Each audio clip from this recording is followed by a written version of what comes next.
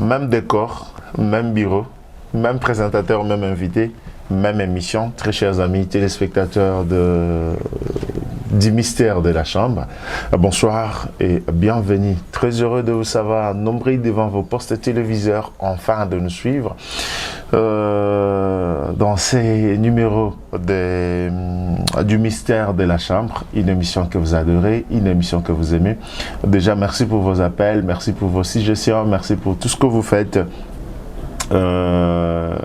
pour l'avancée de cette émission Mystère de la Chambre. Et aujourd'hui, dans ces seconds numéros, nous allons parler des difficultés sexuelles chez l'homme et la femme. Quand est-ce que les difficultés interviennent? C'est vrai, pour la première fois, le tout premier numéro, nous avons frôlé, juste frôlé les difficultés, mais aujourd'hui, nous allons entrer en profondeur. Et comme je l'ai toujours dit, dans cette émission, nous avons deux étapes. La première étape consiste à vous donner comme cela des explications, des définitions par rapport à certaines difficultés, comment elles arrivent, comment on les contracte. Et après, à la deuxième étape, vient le moment de vous donner quelques remèdes. Et cela, c'est pour vous aider. Mais attention, attention, dans tout ce que nous faisons, il faut toujours donner la parole au spécialiste, celui qui peut t'orienter, parce que une très mauvaise pratique peut aussi causer des anomalies au corps humain. Et sur ce, je vous prie toujours, même si vous avez l'opportunité, il y a besoin récemment dans cette émission, à tout moment, il faut toujours tenir compte du docteur qui vous donne ces astuces. Et enfin, ça vous aidera comme cela à avoir une trop bonne santé. Comme d'accoutumé, comme d'habitude, nous avons le réel plaisir de vous présenter et de recevoir comme cela dans cette émission le docteur Désiré Bombilé. Il est comme cela chercheur, sexologue, mais aussi nutritionniste et je dirais aussi écrivain parce qu'il écrit aussi des livres. Bonsoir et bienvenue docteur. Bonsoir, bonsoir mon frère Isaïe, bonsoir à tous ceux qui nous suivent en ce moment. Nous sommes là encore aujourd'hui. La santé, ça va? Oui, la santé est bonne. Même la santé sexuelle? Non, tout va bien. Voilà, ce n'est que normal parce que déjà quand on mange bien, on a aussi la bonne santé sexuelle.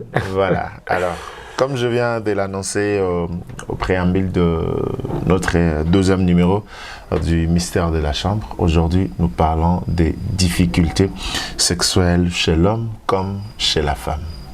Oui. Une petite idée par rapport aux difficultés. Merci beaucoup.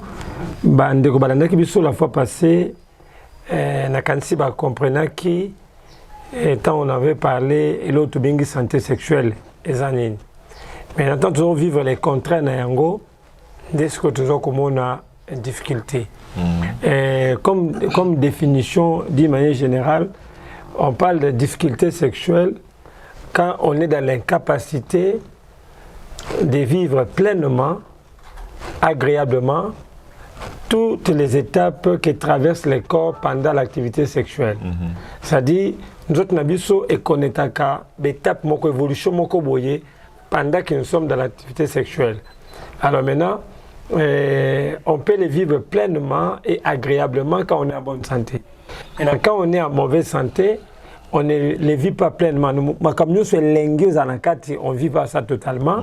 Et puis, d'une manière agréable aussi, on ne les vit pas. Alors, il y a une difficulté. Alors, activité sexuelle et kabwami n'habité ni misa tu aminene. Étape à vous bien étape il y a désir, envie. Il y a une étape il y a plaisir. Il y a une étape il y a orgasme. Et ça étape misa tu aminene oyo. Montonios dans sa activité sexuelle et single à traverser. Orgasme, topé, jouissance. Jouissance. Alors, désir, il y a un posa, appétit, et le comme on lia, n'a qu'un langage à sani. Parce que ils appellent activité, plutôt les habiles à lier, mais n'a comparé à ça pour te comprendre. Appétit, c'est le posa qu'on lia. Quand on a lié ce qu'on peut, nous avons pondant ou lengi, et puis nous avons souka da rotonda. Parce que ceux qui n'ont pas appétit, n'ont pas bien, n'ont pas appétit. Mais ceux qui n'ont pas bien, et n'ont pas appétit, tout désir, elengi ya pondu, elengi ya musaka, elengi ya yo nazolia, et plaisir wana, voilà, et nalia bien, na kene elengi yango ti na okoma na zengi suka na tondi. Parce que na otonda nde na comme l'étape aso to bengi orgasme. Na tondi penza libokoki na tondi. Parce que mutu musomo na le atondi te. Ça tu biloko ezaki muke, elengi ezaki te, atondi te. Ce qu'on tape misato wana ezape na kati activité sexuelle. Alors ceux qui moto azo vivre moko ba difficulté na ba étape misato yo azan kati ya difficulté. Donc yangwana misato yangwana. Mais ce qu'on a kena ko énumérer ba difficulté yango ndo vito bana pa mibali. Difficulté liboso yangona tenga yango manque à désir. Manque à désir ezali difficulté mingi o batbazana yango. Ya mibale ezato benga ka éjaculation prématurée. Ouais. Précoce. T'es précoce, t'es prématuré. Prématuré, moussus. Prématuré, et ça dit, bah, éjaculation, et ça, la maca, pendant que tu au quotidien, dès qu'il y a aussi ma boye, aussi ma maman, pouf, il met la bilamba. Alors, on a un coup de bilamba. De tellement sensibilité de ma kasi à éjaculer avant que tu appuies ça n'a pas maman. Oh, on a sorte de télémi, parce que ma question me au kima. Oh, on a ça ma bête, parce que osa en face ya mutumoko tellement au réveil moi trop que ça normal et comme. Bon, tu benga kango éjaculation ba apprenti. Muto yo azana maîtrise ya ko gérer quand on a été. Et cause à l'émotion, et cause à la frousse, et cause à la... Moi, je pense que les émotions, vu que au Tali, au Tolobarayo, Kanzo, que là, moi, télémile bosso, deux fois, on n'arrive pas à digérer que Fio, na draga qui a 21, Serop, nana mona, ya pembe na venu, c'est elle qui est en face de moi et au finish, les lotos au Kendabna bitumba, bisumbale. Alors, comme c'est une première rencontre, il y en avait un apprenti. C'est des moutons qui ont la maîtrise de ma soloté. À quoi qu'on éjacule précoce, non pas précocement, prématurément, avant que tu na musala. Donc, on a un tableau en Ezali. Tu as mis une éjaculation précoce. Éjaculation précoce, c'est défini comme toute éjaculation avant jouissance à moi-ci. Et cause à 10 minutes, et cause à 20 minutes. Mais quand vous le faites, vous éjaculez avant que les femmes jouissent, c'est classé comme éjaculation précoce. Peu importe le nombre de minutes que vous faites. Vous faites. Même si ça lit 2 heures et que la femme n'a pas encore joui. On vous classe dans l'éjaculation précoce. Wow. Parce que l'objectif de la sexualité, c'est aider la femme à jouir. Oui. Et il y a des personnes qui ont tellement la technicité, à manipuler moi si tellement bien que précocité et rapport et éjaculation est sans rater. Éjaculer précocement, mais tellement matin qu'il y a moi si ma casse, tellement ça la technique quand tout le monde est tout à l'heure là tant la solution, à celle tellement bien que la femme n'a pas senti parce que Moubala côté pas fou. Moi ça jouir, une fois moi ça jouir, il n'y a pas de chiter maman, moi ça chiter nzela mon. Parce que tout le baramingi que pour moi ça jouir, ça demande 13 à 15 minutes. Pour Mbala jouir, ça demande 2 à 3 minutes. Oui. Vous comprenez? Comment quelqu'un de 2 à 3 minutes peut jouer quelqu'un de 15 minutes? Donc il faut technique ça. Alors technique on a des troyaux qu'on appelle en gros pour que et permettre que au comme à place au yazali. Est-ce que docteur te télémili sous parce que émission ils a coupé ça pour explication. Tout à l'heure autour le bac mobile est tellement malin bien qu'on emploie un terme malin tellement malin qu'à même moi si l'écolo et ça m'a bé tout malin. Non ma bête. La femme aime c'est parmi les étapes la plus importante de la femme. La femme n'aime pas les vite fait. Vous voyez comment la femme, il faut la préparer. La femme, il faut étape, il y a préliminaire, et c'est l'étape la plus importante à ne pas négliger chez la femme. Mon bas, on doit vite fait. Mon bas, on va dire que mon bas, c'est ça, mon akaka, misune, mon ikaka. Nous autres, moi, si ma songa, ma belle à moi, si, ouf. Allez, à la mukimba la moko. Mais chez la femme, il faut que kitoko ko simbaye, ma belle, ko fiba mbebo, ko simbaye partout, au memi, ndake. Ya lo kwa ndenge avadi puku nenga salaka. Sakai na ya betibo ya ki mazungi si atie manzaka titi, alembisi après simalei. Donc ça c'est une méthode ya bien au moins salinga kabongo.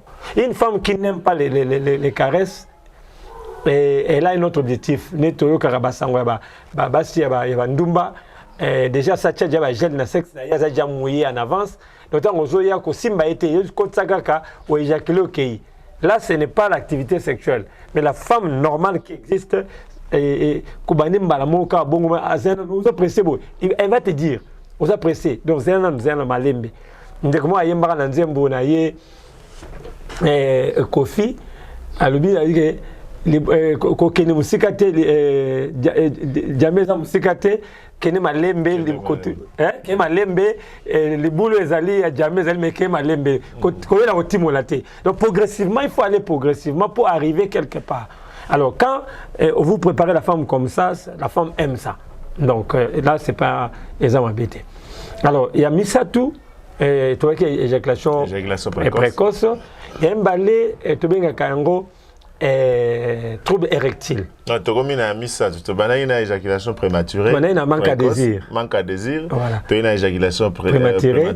Tu as une éjaculation précoce. Voilà. C'est le trouble érectile. Trouble érectile. Trouble d'érection. Il y a une incapacité à cause de l'érection, tu as maintenir. C'est-à-dire, il y a des étapes. Il y a une érection. Il y a des CBL. Il faut simba partout, il faut ça la makambo belé pour ça nini pour yoka pour érection. Tant que faut moi ça la pipa ben la fiba il faut ben il faut ça combattre belé pour attelema. Il y a des gens comme ça. Donc tu vas à 30 secondes, il faut naïe à tout 10 secondes, à tout une heure de temps moi ça ni boyer ils ont contacté. Ça c'est le trouble érectile, difficulté à cause de l'érection. Il y a une difficulté à maintenir. Il y a des personnes comme ça, jouent érection, mais tant qu'ils n'ont pas encore taboyé, et quitter.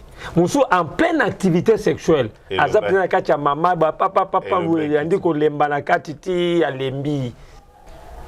Donc, à perdre d'érection pendant qu'il éjaculé. Azaka, pour avant lemba, ce que l'érection, il faut éjaculer avant lemba. Mais il y a éjaculé, mais à lembi. Donc, trouble érectile, il y a un trouble d'érection, et quatrième voilà. Il y a mitano to bengi yango asthénie sexuelle, faiblesse sexuelle. Il y a autre bengi de faiblesse sexuelle qui a été la personne a la capacité à kozongate. Tant les facteurs n'est pas moulaï makas. C'est-à-dire à éjaculer l'élo et lundi à tirer l'anesthésie bongo tabo sali ben fort nyon sur la cima. Deuxième coup il y a raté. Faut poser la mardi. Peut-être faut faire mardi mercredi pour aller aux ongas sous. Tant que après une semaine de poser sous. C'est-à-dire azarma tika la kabongo.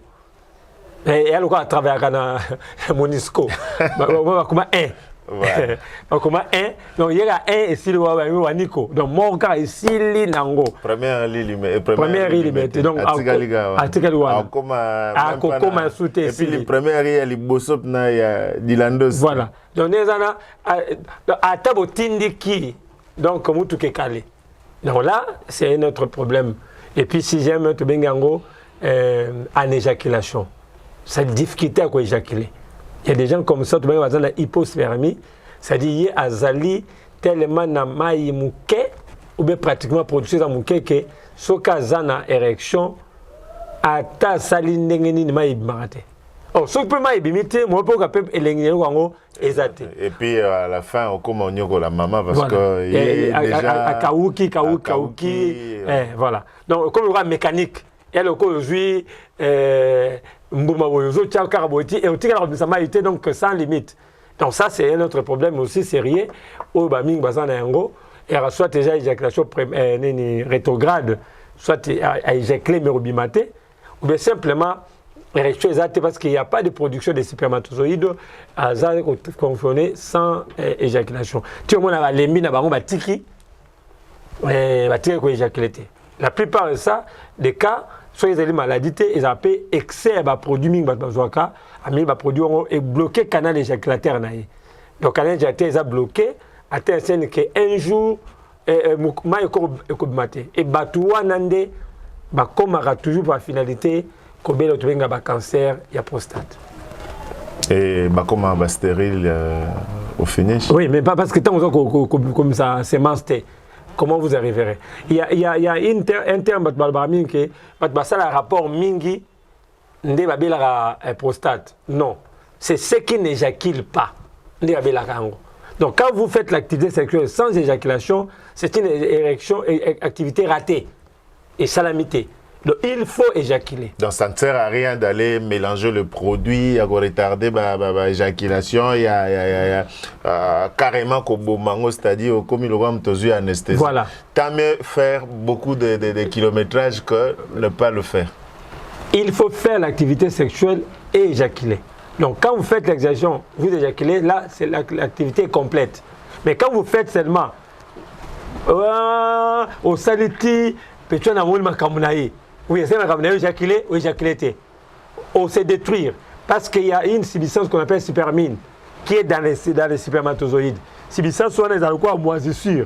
Ceux qui bimaté ils ont moisi et ça les moisissures et il y a un provoquera cancer de la prostate. Voilà. Voilà. Je crois que, très chers amis téléspectateurs, pour une deuxième fois, le docteur est clair. Il est en train de nous expliquer ce qui se passe, ce qui se passera quand nos rapports sexuels sont très mauvais et les autres difficultés. Tu es épinglé à pratiquement 6 difficultés. 6 difficultés, je crois que vous avez noté dans Mibali. Et nous avons un biso, Mibali comme Basitango Miso et Zoleka, toujours à Kaye. Parce que pour ceux qui n'ont pas suivi la première émission, c'est-à-dire que ce monsieur que vous voyez, le docteur que vous voyez, c'est un nutritionniste. Il est sexologue, il est écrivain et il est docteur aussi. Il nous parle de tout ce qui est de la santé sexuelle. Aux autres cahiers, calpin, aux autres notés, au coquille qu'on vérifie, terme le guide dictionnaire, le Google, la romance, au vérifier vite fait. Et ça, et moi, je vais que vous envoyez comme une émission école. Ah, voilà. Donc, prenez ça comme une émission école voilà. Où vous venez apprendre. Voilà. Ou carrément, contactez le numéro qui est affiché, venir voir, aller voir plutôt, pour ne pas dire venir. Bon, nous sommes au cabinet. Hein. Venir voir le docteur, il va vous donner plus des explications avec un traitement thérapeutique, bien sûr, parce qu'il faut te sungabiso. Franchement, il faut te sungabiso. Nous voulons d'une sexualité épanouie, une sexualité responsable en République démocratique du Congo pour que tout le divorce est diminué. Moutako sabisote, hormis tout ce qu'il y a comme problème, n'aniva ba famille, n'aniva ba couple, le plus grand problème, la plus grande cause, il y a un divorce, c'est belé surtout chez les jeunes, et ça, le sexualité. Mais, le docteur, le premier numéro, il y a Mystère de la chambre, c'est quoi? Le gens n'aiment pas exposer. Et souffre en silence. Sur la place publique, difficulté, na bango ya mbetu ko, bakosa makamsu, baluki raison, mobile kabarate, ya finga baboti, mais la plupart des temps, ils aura plus makambo et talibongo, makambo ya mbetu. Voilà, donc tu as tout énuméré quelques difficultés chez les hommes. Et chez les femmes, il y a aussi des difficultés. Oui. La femme aussi a ses difficultés sexuelles. Malheureusement, on a beaucoup plus vanté les difficultés de l'homme. Éjaculation précoce, trouble d'érection. Mais on oublie que la femme aussi en souffre. Oui. Et c'est pourquoi on va énumérer quelques difficultés aussi. J'avais écrit un livre, Les sexes au féminin, où je parle uniquement de la sexualité de la femme. Et c'est là où j'ai dit que la femme avait aussi ses problèmes, que nous devons l'aider à trouver la solution. Alors, la difficulté du bosso par la femme, et la difficulté commune, qui a manque de libido, manque à désir. Donc, il y a aussi des femmes aussi qui n'ont pas des envies. À quoi la mukabanda ton tipo quoi yo carré roté 2 jours 3 jours à to solo 2500 films pornographiques il n'a pas d'envie donc appétit sexuel pas naïe ça n'existe pas ayo kakangoté et ils a raté voilà et mutu a rebattre so ah baso ba kinga ma posa mbali basala ni po rango et ngablo kwa les arapa ngate. Vous comprenez? Et trouve ça à un plaisir le quoi malamu nzoka et le quoi mabewana. Quand on va parler des causes, chez la femme, ils ont beaucoup plus de sérotonine. Il y a des sécheresse vaginale. Il y a des femmes comme ça, ata au fibi ndengenil bebo, au fibi mabelo, tchemusapi, ou la moussi, azara okauka. Azara okauka, et tant azara okauka, tant okota aoka passe. Il faut sécréter avant pénétration, ça, mais il y a sécrétarité. Azab na sèche. Donc moi si wana to bengi azali na sécheresse vaginale. Bokauki ya makasi na niveau sexe na. Il y a mis ça to bengi ma femme abondante. Sécrétion abondante. Yé nde sikoyo esopanaka annexé. Donc yé masoka poli que somo au côté de moi que ozana kacha mai. Au kapza poko. Donc ça dit yé penzazo. Donc il faut que ça kata a essuyer à pendant que vous faites des rapports tellement zo sécrété belé wanande situation na yi. Donc ça tellement bongo. To bengi yango sécrétion abondante. Quatrième catégorie to bengi ma femme to bengi ka ba disparénie, la douleur pendant les rapports. Yé rapport na ya okara passe. Baninga okara plaisir, ya ba ngana comprendre tinga okara passe. Rapport nyo no okara passe. Azo mbali ya loka muke aoka passe. Azo mbali loka munene aokara passe. Donc ya okara passe. Parce que monsieur cause à la causer na manque ya sécrétion. Monsieur cause à la problème ya vaginisme, contraction involontaire à muscles vaginaux. Monsieur cause à la endométriose, cause à la cause de contraction et monsieur peut cause à l'infection où ils allaient développer et créer une irritation dans le sexe qu'elle a les douleurs et les démangeaisons ou les picotements pendant l'activité sexuelle. Alors ils allaient bien disparaître. Et puis la quatrième et non cinquième il y a bassi oyo to bengaka ba anorgasmie. Bato bakotaka na orgasme te akomaka jamais.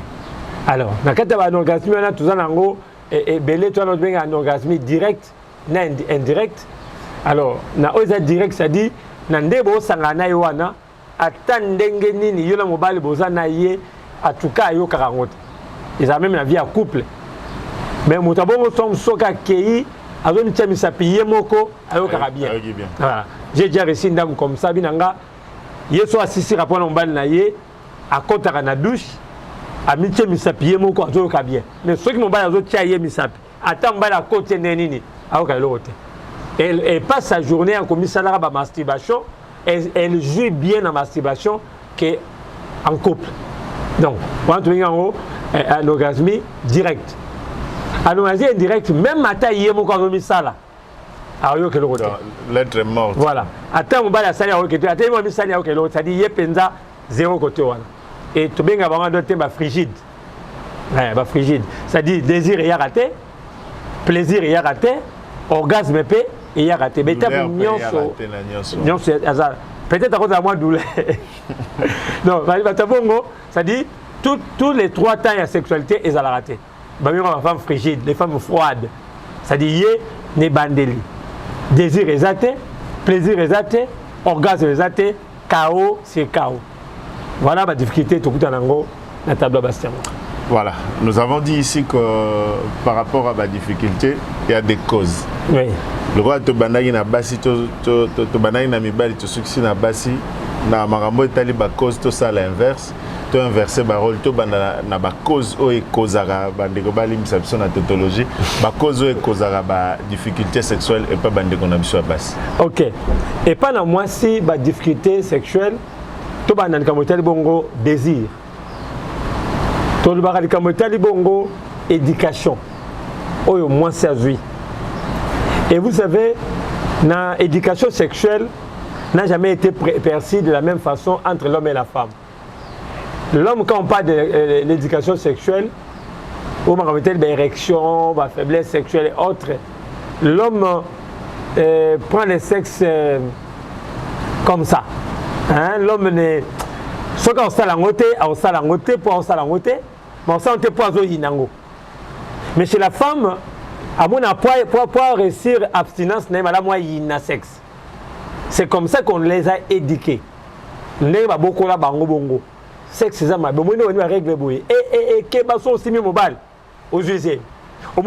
c'est-à-dire on commence à injecter le comment B. Banibel bazama B. Ibal nenga zawana au niveau kapona nzoto. Soka toka ibika nzoto na wewe abwakio. Bende bazana soka ingura soka peso zenya wanganiyo.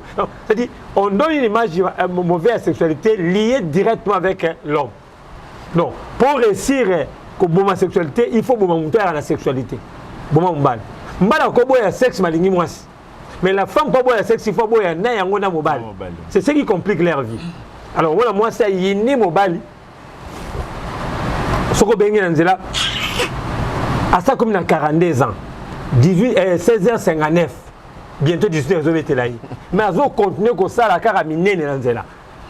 Ozomona baloba ba so seboye ba bengi na téléphone aujourd'hui on a un téléphone wapi mais to solo la o bengi nga nini global kam zala musika lo baka na yo kayo des réactions comme ça c'est là le monde derrière que moto kat na ya zali mal orienté il y a ba zali formation to instruction à la vie il y a des femmes beaucoup plus ba mi pesa valeur mo boye que azomona ke ninga tanga mingi azali licencié. Toi, tu as une fonction dans la société, il y a un PDG d'entreprise, il y a un conseil. Qui est président de l'Assemblée nationale, Janine Mabunda. Toi, occupé la fonction de Alors, il y a des femmes comme ça, quand on occupe des fonctions comme ça, pour les comme chose, il fait mi-balle. À moins, il y a inférieur, à moins, il y a supérieur. Donc, il y a une auto-estime mingi, il y a une estime mingi. A fait valoriser tellement ma casse que. Donc, nous sommes dans la banalité, latina, comme ça. Alors, à l'olendo wana, oubliez que ça moi si kaka. Moi ça t'a va péter nini. De bon ça bazara mobile. Azara moi si. Il y a des femmes comme ça qui oublient ça. Alors on peut mi bali ordre. Il y a ce qu'on dit une femme qui dit à son mari comme ça. Et il y a moi ça gagne la mobile naï parce qu'à ce moment là la possibilité belé et une femme comme ça même quand elle va au lit elle va avec cette idée là que mobile est inférieur il y a des mobile il il fallait banda au konza partout donc à ce moment là mobile même dans des to beta masolo a boyer il y a sa PDG à diriger Rabatou à diriger Mibali à diriger une entreprise à ça les majoana même na kati ndako à moi mobile ne quoi mutu faut diriger tiens pour chaud pour chaud c'est tout ça la bonne mobile ça peut rapport pega na frousse il y a le quoi la moto lingi patron naï vous comprenez Jomo Boye patron na lingi donc on ça ramone réserve pas dit que on a patron na ça on a patron quoi on a patron alors le roi na sukoyo et baby ça va se mêler pas perdre désir sexuel à perdre des sexuels même si on qui pose ça wana ça ko tufango à moi le quoi comme à mi diminuer ce que j'ai envie et bah plupart va la répéter. Vous avez remarqué qu'à Tikala célibataire, Tibamboule pour ça. Et puis comme trop nerveuse parce que manque. Parce que à activité sexuelle, parce qu'avec l'activité sexuelle, il y a beaucoup de bienfaits. Les bienfaits de la sexualité. On sait que ça peut apporter dans le corps. Alors quand on en manque, il y a aussi des problèmes de santé qui peuvent être aussi comme. Alors Basouana, tema mimo naka coca, mimo naka danger, ça peut-être mokonzi quelque part, ça peut-être moi si général, à base civil, de façon confondre bateau à bête à le saco, angamo non pina kata ndaku na ye, aza ministre, aza ministre, azolinga que bakinos va respecter qui titre ministre wana et zapende wana. Alors ce sont des femmes de caractère. Baso amona kanine. Ce sont des femmes d'affaires. Baso bazana ba faire, basala a voyager amona kambongo. Donc pour naye les femmes qui cherchent les hommes c'est qui n'ont pas l'argent. Batbaluka mi beza toi za mbongo, tieza mbongo ne osamba nini. Moi j'ai tout. Azo confondre plaisir sexuel na ozana mbongo. Et mene ayemba ke moi ça taza mbongo est belé, mais soit zang mobali et ça associé à mon kono. C'est-à-dire manquer l'homme et ça cause zangelo comme tout ya au cause on besoin na vie na yo. Donc ça ne sert à rien. Ya kozala kana belo ko ane baby saka mingi basi et belé ba bébé bon. Donc les équipes pour liboso, on y a mis ça tout le baby ça désir les ali église. Papa pasteur bali mbisanga peut-être comme on a ko indexé bango. L'église a joué pour beaucoup pour influencer négativement sur le plan sexuel. L'église a présenté le sexe comme étant une création du diable. C'est comme si le diable n'aime pas créer sexe. Et ça satanique, et ça diabolique, et ça désir de la chair. Non, le désir de la chair existe. Et ça dit maintenant ça désir la chair. Colia peut ça désir la chair. Cola ça désir la chair. Cola là, ça désir la chair. Tout ce que nous faisons, ça désir la chair. Alors, ceux qui n'ont pas eu sexe, n'ont pas eu colia, n'ont pas eu colala. Toi, nous savons molimo. Or, la Bible est claire à ce que les désirs de chair sont opposés avec les désirs de la chair et de l'esprit. C'est-à-dire, l'esprit a des désirs, kobondela, kosambela, ils sont opposés. Les désir de la chair, lingi, kolia foufou, kolia namwasi, ils ont fait partie à constituer la vie à Moutou. Maintenant, on a tellement présenté les choses mal qu'on voit les mal dans le sexe et bateau ba koluming na ba vie à l'église. Et quand on a Moutou na bango, à comment on a ka sexe et zamabe, même si on a bali. Azo juir le kola ba ningate azo ko ba to ba kenda ba zo valeur ya sexe na tout na ba ming. Quelle est ta conception de la sexualité? Et sexe car on a beau temps car on a beau temps donc yemo za on image ya bien ta sexualité to pona s'appelle Sarah papa donc quand ça m'a tremblé de pona papa. Or j'ai toujours dit que la plus grande bénéficiaire en activité sexuelle c'est la femme. La femme bénéficie de 90% de plaisir que l'homme. La femme, on aura 90%. L'homme n'a que 10% seulement. Il va avoir plaisir. Parce que l'homme, il suffit qu'à raconter éjaculer coquinango. Mais la femme, ce n'est pas comme ça. Il faut ça, l'acrobatie belé. Il faut fibali belé. Il faut liaembanga. Il faut mettre ma solo. Il faut le baneke yazakitoko. Donc, ça, là, on va me ozo saroto, ozo simba. Donc, ozo ça, la nyon sona kapoa comme. Même les hommes qui vont chercher des encorés, les autres là, quand kapoa, le cas, c'est payé ça, moi aussi. Les hommes s'oublient pour la femme. Donc, ce que tu as pour la mibali, tu as tout tika sur mibali, tout tika. Et elle doit être consciente que c'est pour son bien que moi j'ai fait. Donc moi je n'ai que 10%, il y a ça 90. Elle aura 10 ma pamba.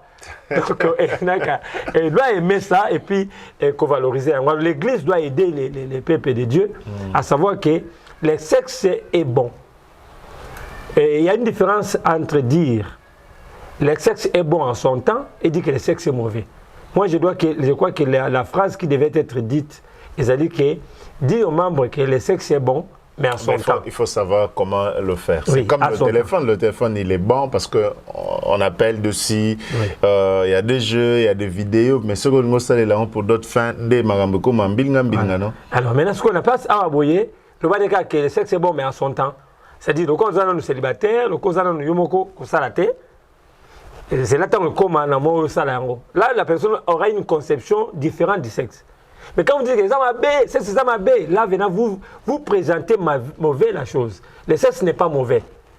Et puis, on a bien ma salité, c'est on a porté plainte. Non, on a procuré, on a déposé plainte. On a dit que ma salité, c'est ma salité. Et ça peut-être un poli ou bien un Sony. Tu as ma classe, ma salité. C'est ma salité, c'est ma propre. C'est ma propre, c'est ma bien, c'est ma salité. Donc, ça, ce sont des choses qui ont été mises dans la tête, c'est pour présenter la chose comme ma B. Et ça a impacté négativement la vie à la coupe belé. Donc, il y a des gens cause de bosso, tu veux couper ça dans l'angle. Pendant ma camo est bongo, sécheresse vaginale. Quelle est la cause principale de sécheresse vaginale? Il y a des cause de bosso, il manque de préparation. Quand on ne sait pas préparer la femme, elle aura toujours des difficultés à sécréter. Je sais que les explications viendront bien après, mais c'est important de préparer sa femme. Ce qu'on dit que aux anafeti, par exemple, na Boutou, journée, c'est important de la préparer. Au côté, c'est déjà na bento, et puis c'est bon. Non, la préparation commence d'abord la journée. Et ça, n'a pas belé, n'a pas phrase au mingi. Pour faire l'amour, il faut le vivre. On vit l'amour et on fait l'amour. Il y a beaucoup de gens aujourd'hui, ils font l'amour sans vivre l'amour. C'est toute la journée, tu as lancé la maman à ma finga, et le maman à bango, discussion, bonsoir qui journée mobimba, au manque de respect, au lobby kazama qui to côté, au lobby kazama bé, au lobby boyna boy. Toute la journée, elle n'a accumulé que des injures et des humiliations. Et le soir au lit, tu veux qu'elle ait la performance, tu veux qu'elle te reçoive bien, et s'imbatter. Parce qu'elle n'a pas été préparée. Puisque logiquement, la femme n'était pas préparée à être avec vous au lit. Voilà, ça c'est la première préparation qui est psychologique. Et il faut que la femme soit prête. Au lieu de se dire que chérie, le lot. Le téléphone, le lot. Et moi, message n'attend. Bon, c'est d'abord, le lot. Nous, bien, nous avons besoin de pas. Non, des choses comme ça, il faut préparer pour que Aza déjà préparé. Il y a des femmes qui n'aiment pas l'improvisation. c'est vrai qu'il y a des femmes qui aiment aussi, moi improvisation, puis ça la rend bien, mais ça mingi bien pour la mibale. La femme improvisation, ça penza bien. Mon bal indé zalaka, improviser, ça donne. Donc, différence, c'est vraiment balé zalaka. Alors, donc, et là, comment ils allaient, quand la femme n'était pas préparée la journée, ça peut aussi affecter côté wana. Madame moi, il les lots, ils allaient l'eau. Et c'est les lots, n'est ma cambo. Voilà. À Tchang, on a tout, on a comme miré en gros. Et comment on a même ça, on soit là, moi, c'est que les allaient en gros. Au moins, la réaction n'a y est, ça, moi, hésitation. Bah, papa, m'sous, bah, zula technique et comme un système à couleur à la kilote. C'est-à-dire qu'il y a tant à mis sur la kilote à rouge, je sais que les lots et in. Voilà. Donc, ça, c'est beau, il y a six mots, ça. Les femmes, à cause de l'indimité, mais ils te font semblant au col l'indimité. Alors, il y a une chose pour pareil. Les lots, tu n'as rien à moi, tu es fatigué. Caprice sur la tête, elle est déjà préparée. Avec un aucun de l'homme à moi, pour ça, brusque, je ne suis pas préparé à ça. Vous n'avez pas là, vous allez faire seulement pour faire, mais ça ne va pas donner de bons résultats. Donc, c'est un élément important. Manque de préparation, c'est ça que moi, c'est la difficulté à sécréter. Il y a un autre élément aussi, hormones peut, ce qu'ils allaient perturber, et ça que moi, ça sécrété. Parce qu'il y a des femmes comme ça avec des troubles, il y a des hormones. Alors, les hormones sont perturbées, il y a des hormones sexuelles comme estrogène et progestérone. C'est des hormones très importants qui jouent efficacement pour nous aider moi aussi à côté de la tableau, il y a positivité. Donc, c'est important, il y a que travailler l'aspect. Et un autre élément aussi, à part les hormones, il y a des médicaments que la femme peut prendre et me rappeler la préparation, qui a diabète, qui a tension, et ça rappelle que moi, ça allait à Oka. Et il y a aussi des femmes, quand elles entrent dans l'été, période d'allaitement, elles rappellent moi sécheresse, moi mingi. Donc voilà, ils ont un tableau oyo, ils allaient dans le cas de sécheresse. Donc à côté, il y a sécrétoire abondante, quand ils ont beaucoup plus d'éléments majeurs, ils allaient bongo d'infection. Quand la femme a développé l'infection mingi, et ça la raquette, sécrétion peut aller belé. Pourquoi? Parce que tout ça nous trouve une batterie positive. Où ils ont un kati ya nzoto ya maman, où ils protègent contre l'infection. Mais ce qui est infection est comme que dominer la bactérie wana pendant que la femme est excitée pour la protection de pour la protection de l'homme et sa propre protection, les sécrétions seront abondantes, sachant que ce que les belé wana et que protéger pour que monsieur baki samate. Donc ils ont encore autodéfense moko na kata nzoto naye.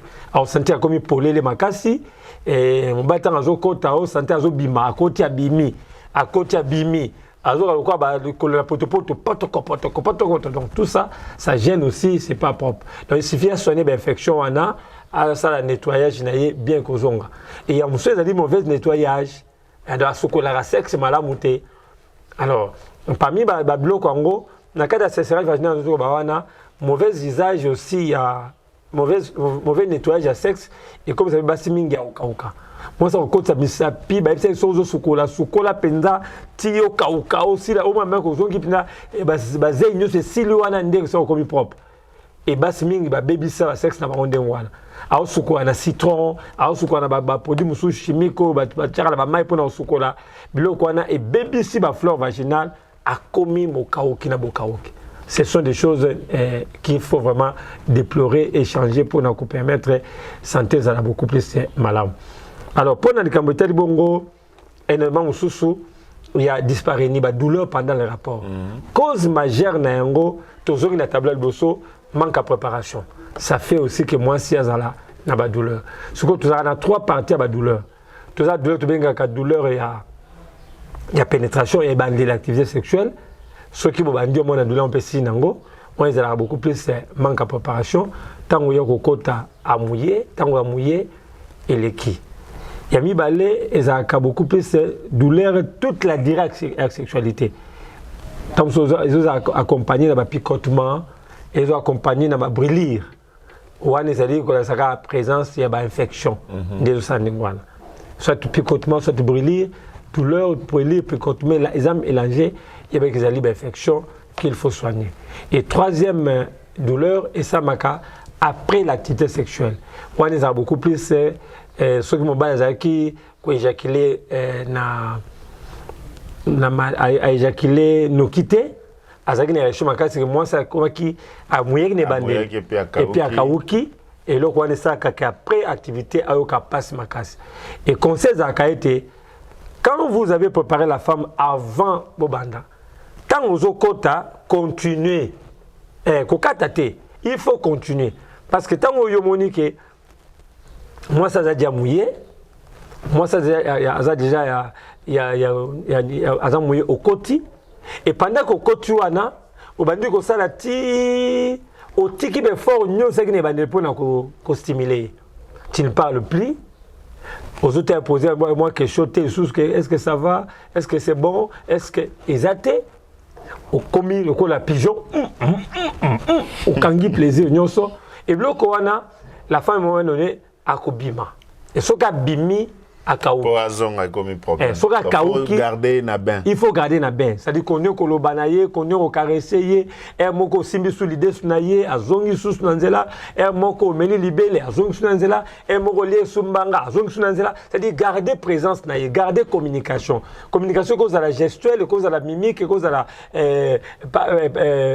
verbale, mais ose à la kakana est présent. A senti kaza libanda te ozawana zongi sakai mama sérieux ça va non bilingue benza ezanga ingata mulai o chemo makena matoi ozongi azu senti kaza le omona ka omuyete ti okena yo mona ko chité bien mais ceux qui ba douleur ezo salam ozo ko ça ngote ceux qui ne banda ok douleur bani ko sala a mouiller pour continuer paf otiki a que j'ai cité surtout parce que mouyaka difficilement wana autre na tablette c'est très vaginal muta bongo abimaka facilement mutu ne zara déjà distribué quota alors ceux qui pendant l'activité au bimisi c'est fini est fini donc le wana nyo so faut to bango donc to tangi dikambuya sécheresse vaginale to expliquer aux nango c'est que abondant to expliquer aux nango dispareni au trouver la douleur to expliquer cause nango. Et à Souka, où tu as frigidité, où tu as naibandeli. Désir exaté, plaisir exaté, orgasme exaté. Alors, biloko wana, eza biloko yo, eza kozonga presque les mêmes choses. Ta frigidité, âge pesa et joue un rôle? Non. D'ailleurs, écoute, la tablette sexualité, au fur et à mesure, chez la femme, au fur et à mesure que l'âge avance, tablette orgasme peut être ébélé. Parce que le monsieur ça que basimi va perdre ka jouissance na bango pendant que ça activité sexuelle au quand ça soit aux oisemi alingi zemité mazo sala azama lo azate azo hésiter est-ce que zemi rozalate azo calculer ne non sala boyer il y a des femmes comme ça aïba dire que ne na za boyer na période nini. Mais des femmes, bah, ils vont ralentir. Alors, attends, on calcule en pété. Il y a que n'importe kaka. Parce que pendant que vous avez dit à Kati, à comment calculer est-ce que ça c'est une alors, et là on dit et bimisi yena et l'engelo quoi. Mais moi, je dis ça quand tu as ménopause. Ah, ça c'est une règle. Elle s'y donne à fond. Dans la côté. Donc, il n'y a pas de parce qu'il y a des cambouisates. Voyez un peu, donc c'est un peu ça et l'autre parce que nous sommes là niveau jeune au bazar on a mariage té ba kendek na rapport na banguti ba kiti tant mobile azolinga côté vous préservatif té et on laisse go kanza mais na ça na ngoté bon ça la kaso ka libanda ozomona donc ça na ngosu na moralité mais a comme stressé. Donc, ça, comment et le rôle est comme habitude, du coup, est posé et provoqué moi. Voilà, et créé. Donc, c'est-à-dire, il faut éviter tout ce qui est stress. Tout ce qui stresse, il faut éviter. Pendant. Voilà. Pendant l'activité, c'est avant, pendant ou même après l'activité, il faut. Bon, après, ça, c'est mais au moins, avant et pendant, il faut éviter tout stress. C'est ça, important. Donc, voilà un peu, papa, ma difficulté, cause d'avoir la frigidité. En général, cause n'a toujours répété, c'est le cerveau. Il faut mutunayo et une opinion positive sur la sexualité. Femme aime le sexe. Le sexe est bon pour la santé. Papa, dans le cas de traitement de Pesara Awa, au psychosexologie, et ça a quand même tout ça, moi, si à répéter. j'aime le sexe, j'aime le sexe, j'aime le sexe, j'aime le sexe. Comme on a peut-être le bango na numéro zoya. Na bi que tokozwa cause côté mibali, mais il y a des voix qui s'élèvent. Il y a des questions qui se posent par rapport à Basio Bazalaka Mandefu. Je sais que ce n'est pas repris ici, Mandefu Bazate, mais à un moment donné, Bazalaka Bato, déjà ils ont des difficultés. Des difficultés, on dirait Bazalaka, des goûts au bota. Sauf calculer la plupart, Basi Bazalaka Mandefu, ils ont 2 ou 3 enfants. Des fois, moi, Des fois, même pas beauté. Des fois, pas beauté. Est-ce qu'il y a un problème par rapport à sexe? Oui, il y a un problème. Non, tu vois, ok, bon, bien qu'il y ait un petit qui a voté, parmi les causes, il y a des troubles des hormones. Il y a des hormones. Voilà. Baso, il y a des hormones, il y a mibali mingi. Parce que, dans le tableau, il y a moins si peu mobali, même si on a moins d'estrogène. Il y a des hormones à base, mais en petite quantité. Ce qui est l'équipe. Au moins, on a moi si. On a tonton, moi, j'en ai plein de tonton, mais tu veux moi si. Moi si, ma peso d'endation, tambola, moi, loba. Voilà, bazali. Côté mibali, peu moi, na basuana, côté basi, moi, na masuana, le quoi, moi, mobali. Moi, voir le quoi, mibali, sans mais moi si. Moi, moi, fou, tombe sous tout, le poids des bélés. C'est que moi, on a mibali, les bélés. Panaï. C'est-à-dire, au lieu de la quantité à mouquet, les bélés, tu as la testostérone. Ils ont dominé, bon, moi, on a beau moi si. Influence à cahier na anglawana et là on peut avoir une répercussion négative sur la sexualité et comme il y a un tableau il y a soit manque il y a petit sexuel peut-être de frigidité peut-être de douleur parce que dans un trouble hormonal donc manque de hormones normales tous les autres fonctionnent normalement dans le domaine où ils ont les répercussions. Et ça moi aussi, ça sur le plan sexuel. Et surtout quand on a des mobile. Voilà aussi. Donc, il ont dépend de dengue, mouteuse aux et batouana au bazaka na hormone mibale belé souvent bazana moi autorité mo boy. Alingara so na relation mobile il y a zande ko dominer mobile wana. Alingara dominer mibale. Après ça mobile ba ordre à imposer à mobile. De ma ça la selon gunaye de son bala te wana te faut ça la boy et so ante boy ne boy so que dans ça la ngote c'est-à-dire yeza na mo to mo ya likolo papa mbale ngara dominer mobile a imposer mobile na mbeto nga imposer na vie sociale azo imposer o ka ba mingi yeni mta dominaka yeni mta imposer même na famille au mona ke bande mbale bazali mais yeni ngara na to likolo et bata bongo baza rappelle moi facilité à réussir et bambongo et baza rappelle moi mike na bango mingi au moins ba sala rappel tellement ça va courage à mibali à se lancer dans le monde d'affaires et réaliser ma mebele mibali ba réussite moi mingi na ma mebele et ba xele ba zel mususu au moins ke pona mibali bazonga sima et il aura un impact négativement à la sexualité na bango et ça bloque tout.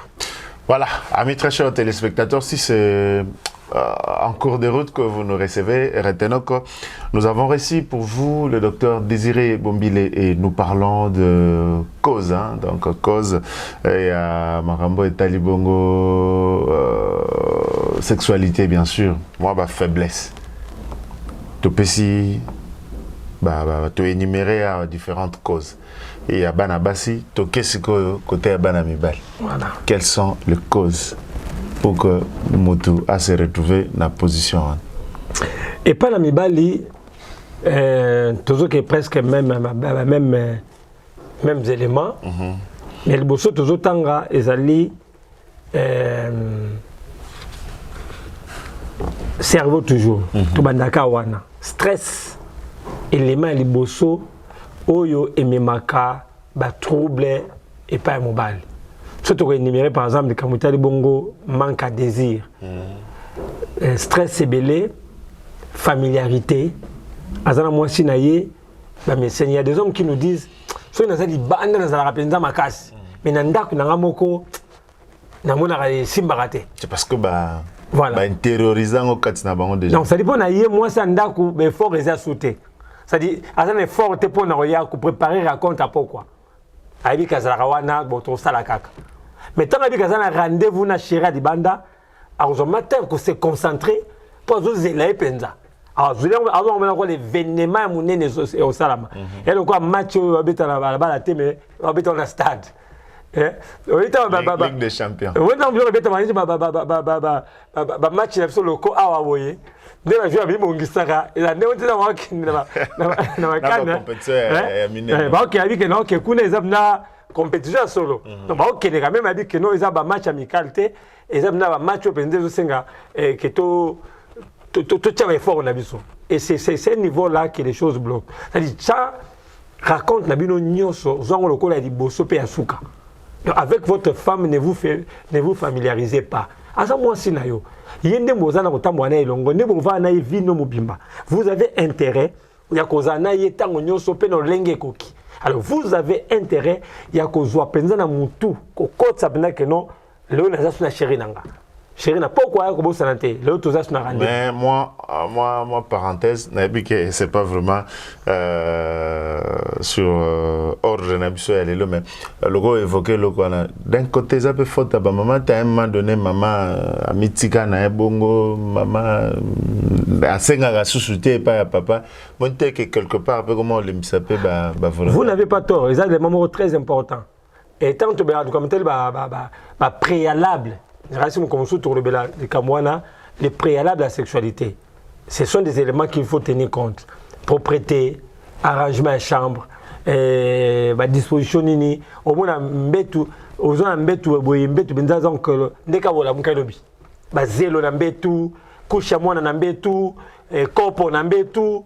Taux de réyoane umeli akala papa tika yo na liputa na tolo azonga akuto na yango sukoli bena nute voilà sukoli na nute okene oteka makaya bozwa na sula makaya na mbetu bi bloko nyoso eza bloko yo na bengo familiarité ça dit to meseni aza somuto kolengela te dozwa ma papa comme d'habitude dozwa ma maman comme d'habitude donc bon meseni tellement bi que non azawa na okende wapi azana okende wapi elo kwani eza ba bloko eza moi ma bemingi moi ça perda lo lengi na ko recevoir mobali a meseni liputa wana akara oyo pasteur François Mto amenga bintumpu adati robo an lo kwa mtoke za mapa na boulangerie tani ngazo kena ba roba ngo badra de lesali 5 jours voilà sola mutoki badra sola mutoki chambre solo ya nini ndenge chambre zakara encombré donc vous remarquez qu'il y a elengelo ko ezate yumo nengo bimaki na tongo ndengo zongi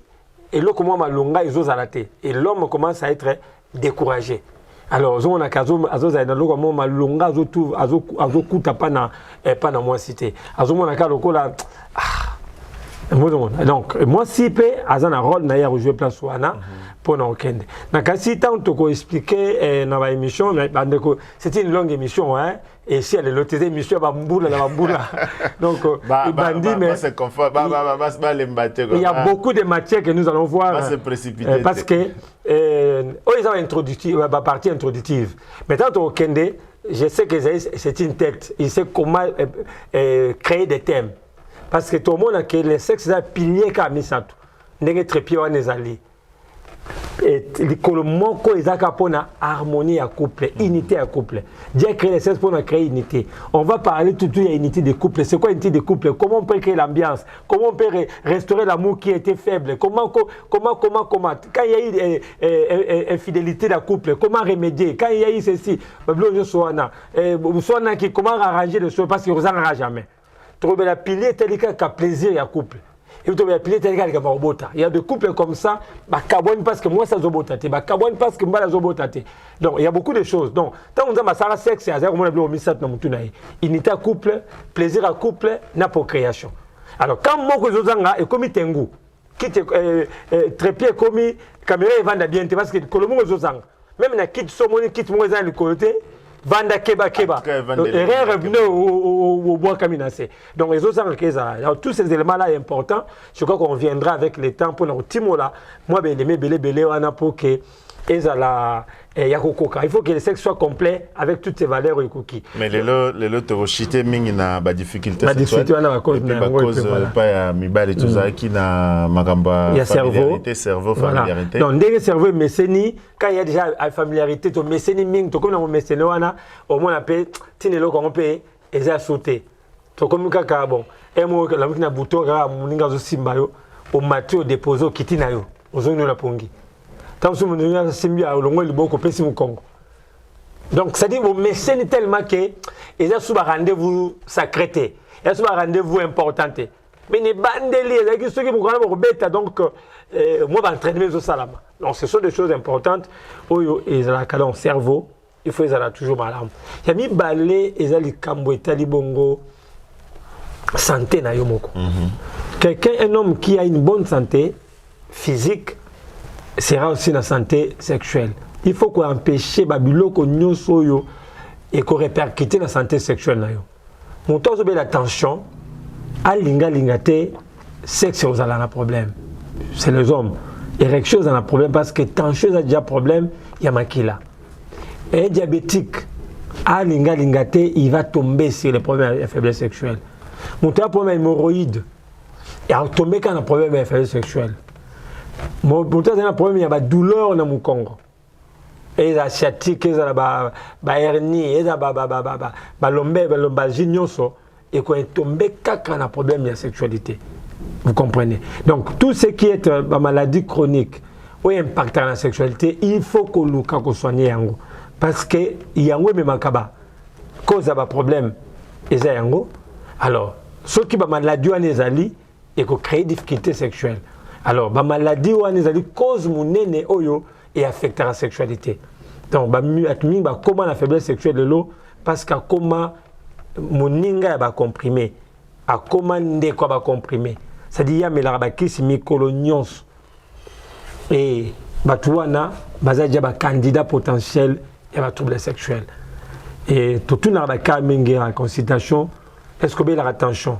oui au la diabète oui au la boy voilà conséquence nango yango wana donc yango wana na cabinet santé plus n'est pas lobaki nous ne soignons pas seulement la cause qui est les faiblesses et l'effet qui est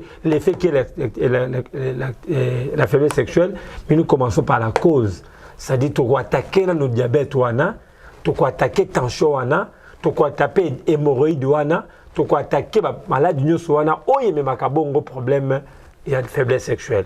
Donc beaucoup de gens souffrent aujourd'hui des poids d'ingaki en bongo, mais parce qu'il est dans une maladie chronique. Azalelo hypertendu. Alors, n'oubliez pas seulement que non seulement, non maladie seulement, non seulement on a cause de faiblesse, mais qui peut papa ou peut savoir maladie peut cause à autant la notice ou peut ça qui attention, on a connu que ça crée des troubles sexuels. Ça affaiblit la sexualité. C'est ce que je dis déjà, le Congolais ne lise pas. Trop souvent, son qui se notice totalement. Ce qu'on t'a dit, la notice, on a dit que qui se met là, et qu'on impacte négativement la sexualité. Donc, on a dit que des aboués, qu'on s'en a rassuré moi si pendant le traitement. Tant que tu as un traitement à vie. Parce que traitement à vie. Donc, venez nous prévenir que nous prenons un coup de bossa. Et ça, nous avons ça, l'opération prostate. Et c'est yo bossa no makambwana parce que ba longoli loko ezaki ya motuya o eko permettre éjaculer ka ba katu yango automatiquement il faut que no pona yo makamwana sili non c'est une cause de routine dans kamwa bon c'est pourquoi toujours qu'on encourager bande ko opter pour la santé nutritionnelle la santé naturelle où ils ont une nouvelle approche thérapeutique.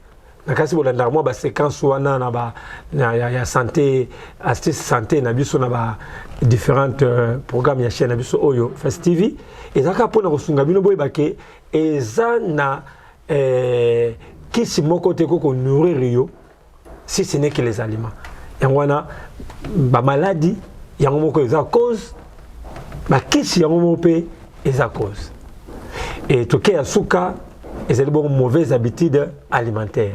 Mon copain a biloko ezali ko créer ba difficulté dans la sexualité eza ko lié à mabe.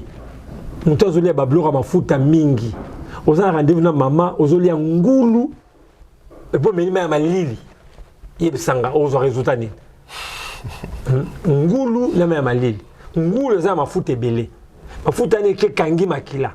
Obakisi suma ya malili. Donc, au comme sous le kilo, érection malongée aux arrêtés. Et yo motozali moto yo changutuno ke yomba mobali comme la kama ya malili libangate.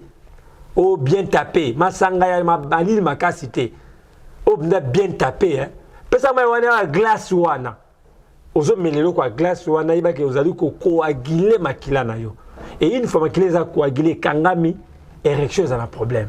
Donc ce sont des petites choses que nous ignorons, mais qui peuvent nous affecter facilement et puis comme quoi impacter. Comme ça dans le cambo que la femme peut faire l'activité sexuelle même si elle ne veut pas, mais l'homme, ce n'est pas le cas.